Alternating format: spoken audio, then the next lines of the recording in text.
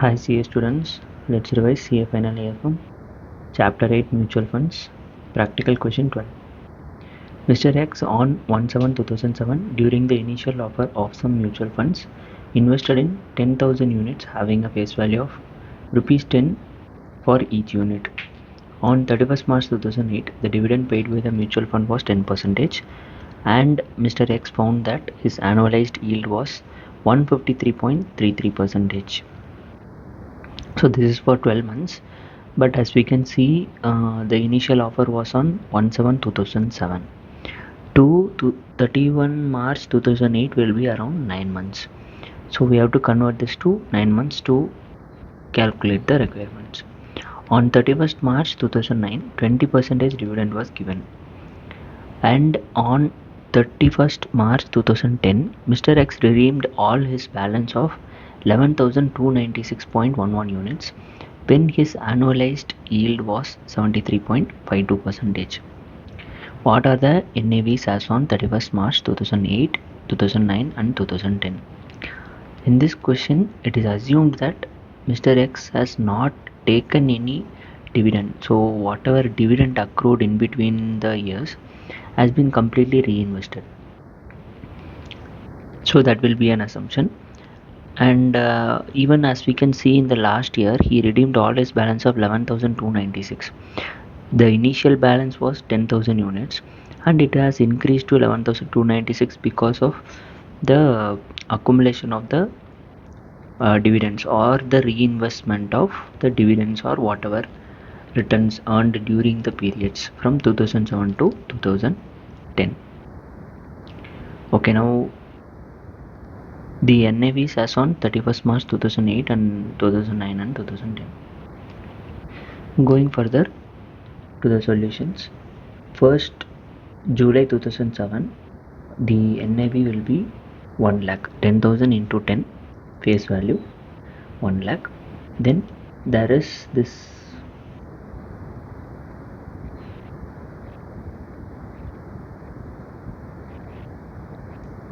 investment income dividend at 10%. So 10,000 will be the dividend as per the assumption, since it has to be reinvested. Then we have to do reverse calculation to calculate the NAV, because we have the yield for annualized yield for the period and we have the dividend income. There is no capital gain involved and capital appreciation will be there. So using that capital appreciation, we have to reverse calculate the NAV as on the date of 31st March 2008. So substituting in this yield formula, since the 153% is for 12 months, we have to convert it to 9 months and then reverse calculate to get the value of NAV, which is coming up to 2,05,000 in our case. So NAV as on 31st March 2008 is 2,05,000. NAV per unit will be 20.5 as we have 10,000 units of mutual funds. Since the assumption of reinvesting the dividend, so 10,000 divided by 20.5 will give us the number of units to be reinvested, which is coming up to 487.8. And so units as on 31st March 2008 will be the previous 10,000 mutual funds plus the additional units, which will sum up to 10,487.8. Now the NAV as on 31st March 2009, the second requirement. This can be found out here. As we can see, there the dividend was declared around 20%. That will be the only return we have got during the year, and even in this case also there is no capital gain or capital gain.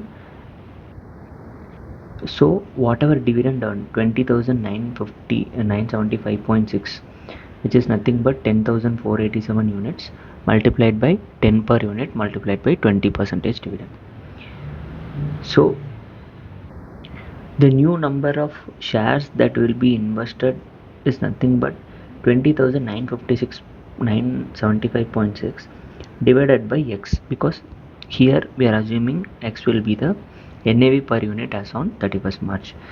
By this we will arrive at the value, because we know what is the balance as on 31st March 2010, which is nothing but the previous units 10,487 plus the additional units, which is the reinvested amount, the dividend which is being reinvested during 2009 to 10. So that equation will be 11,296.11 equal to 20,975.6 divided by x plus 10,487.8. Reverse calculating, we are getting an NAV per unit of 25.95. Now multiplying it with the units, we'll get the NAV, which is nothing but 2,93,134. This is the NAV as on 31st March 2009. Now the third requirement is NAV as on 31st March 2010. Since they have not given any information regarding the dividend yield for the third year, so assuming the dividend yield is 0, there will be only capital appreciation. So using this capital appreciation, we will keep the x as the new NAV, which is as on 31st March 2010, and we know that the annualized yield is 73.52%, and since there is no dividend involved, there will not be any reinvestment, and the NAV also units mutual fund units will not be increased as there is no dividend.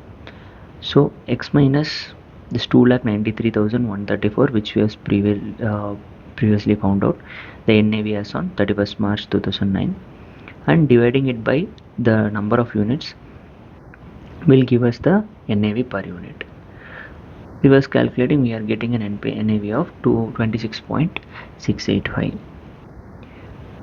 Now the same has been plotted in ICAI solution also.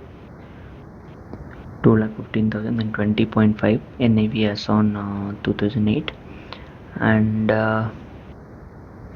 units as on 31st March 2008 is 10,487.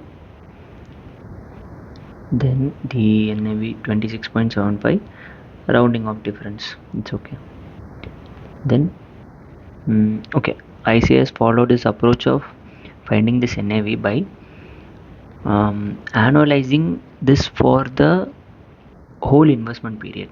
So what they've done is, since we have the balance units left as 11,296, so 11,296.11, and the total NAV they found out by the initial investment is around 10,000 multiplied by 10, which is nothing but 1 lakh, and it has increased for the period, and the increase in percentage is around 73.52%, but the 73.52% is for 12 months. If we compute from 2007 July to 31st March 2010, it will be 33 months. So 73.52 divided by 12 into 33 will give us 202.18%, which will be the total annualized return or effective yield for the whole period of investment. So that's what they have done here. 1 lakh multiplied by 1 plus 73.52 divided by 12 into 33, then the whole divided by the number of units. So 26.75. Even our solution also is near to that with a small rounding of difference. Thank you.